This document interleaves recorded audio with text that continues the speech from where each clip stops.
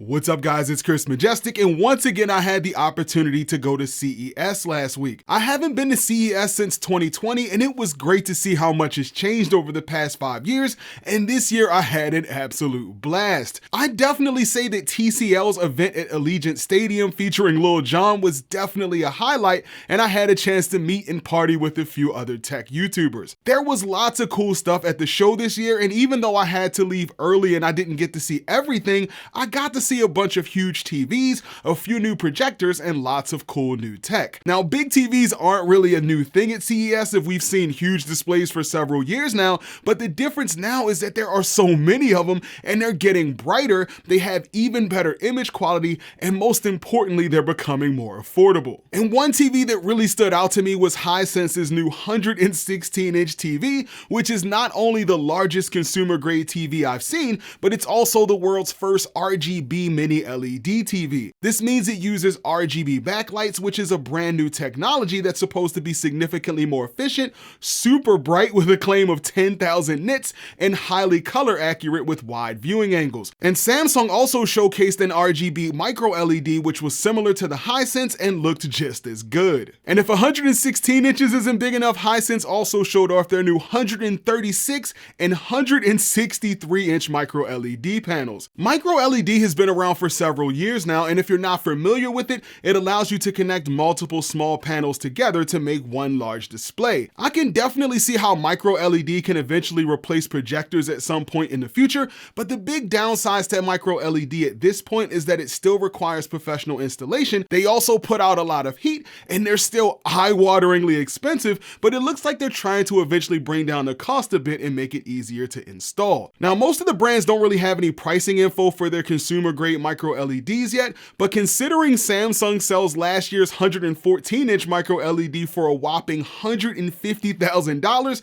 I imagine they'll still be out of reach for the average consumer this year. But I will say that Samsung definitely had the best looking Micro LED with their latest version, which not only looked incredible with its crazy brightness and contrast, but most importantly, I couldn't see any seams between the panels, which was pretty amazing. So one of the major attractions at CES this year was LG's new OLED-T, which is an OLED display that's fully transparent. Now, nothing screams CES more than a transparent TV, but I suppose there could be some really cool applications for this in the future. What I did find interesting is that it can still work as a practical TV by using its built-in rollable black background, which makes it more like a traditional OLED display. And before we get into some of the cool new projectors I saw at the show, I want to take a quick moment to talk about Eufy, who unveiled their new Eufy E20 3-in-1 combo robot vacuum at CES this year, which actually won the CES Best of Innovation Award. And Eufy was nice enough to sponsor today's video and send out the E20 for me to test it out. So being a combo vacuum means the E20 is not just a robot vacuum, but it's also a stick vacuum and a handheld vacuum all in one. So instead of your robot vacuum sitting around collecting dust when it's not being used, you can quickly grab the handheld vacuum from the robot, add whatever attachment you need, and start cleaning. And it's not just convenient, but it's also crazy powerful with 30,000 pascals of suction in vacuum mode and 8,000 pascals in robot mode, making it great for deep cleaning carpet and all sorts of surfaces. So powerful that Eufy claims it can lift a laptop, and to my surprise, it actually could. In handheld mode, its compact design works great on stairs, and considering how our kids don't respect our cars, this has been one of my favorite places to use it. And when you're done, all you do is snap it back into the robot and it'll automatically charge itself and empty the dirt into the base station. And this robot is loaded with cool tech. Its Aero Turbo deep suction system works great for lifting heavy debris from carpet and floor gaps, and the 5-stage filtration system ensures that you're not polluting the air with dust particles, which is something you only find on high-end vacuums. It also has a quick mapping feature so it can quickly map out multiple floors in your home, and its millimeter level obstacle avoidance system not only allows it to identify and avoid common household objects, but it uses an additional sensor to avoid obstacles with precision that I've never seen before. It also has fantastic battery life, getting up to 180 minutes in robot mode and up to 50 minutes in its upright and handheld modes. The Eufy E20 has a retail price of $549.99, but if you use the link in the video description, you can get up to $100 off, bringing the price down to $449.99. You also get a 100-day worry-free return period, making it an easy purchase. So considering all it can do, the Eufy E20 can be the only vacuum you'll ever need.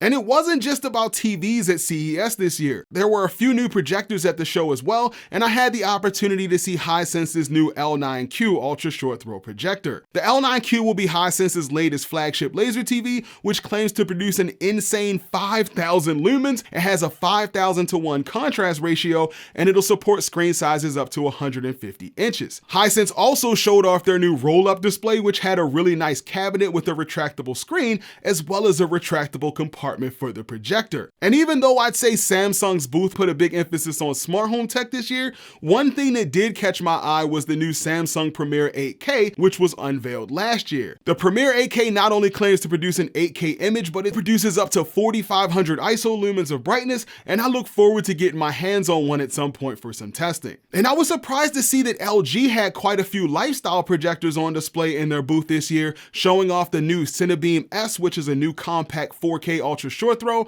They also showed their new PF600U, which is a 3-in-1 device which works as a projector, a Bluetooth speaker, and a LED mood lamp. I also had the opportunity to stop by Awol's booth to take a look at their new Valerion line of projectors. I've actually had the Valerion VisionMaster for a few weeks now, and I have plans to start testing it this week, so I'm hoping to have my review of it up soon, but I did have the opportunity to get a look at it at CES, and I'd say it didn't disappoint. It's got some pretty impressive specs, including 3,000 ISO lumens of brightness, a 15,000:1 contrast ratio, it has 3D support, and a really impressive vertical lens shift.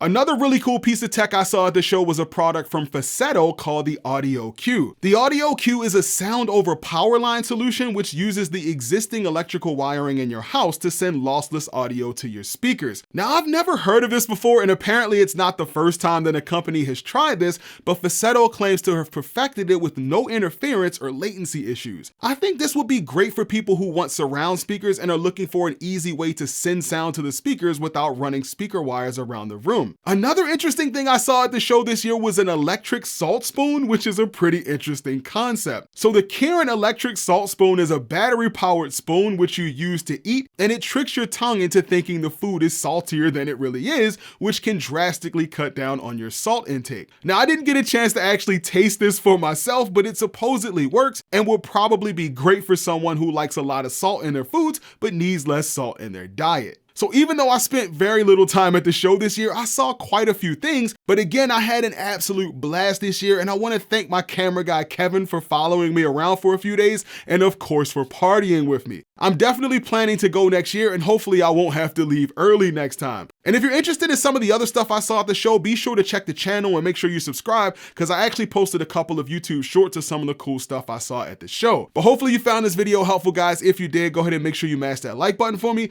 Don't forget to subscribe to the channel again if you haven't already. Thanks for watching, guys, and I'll see you in the next video.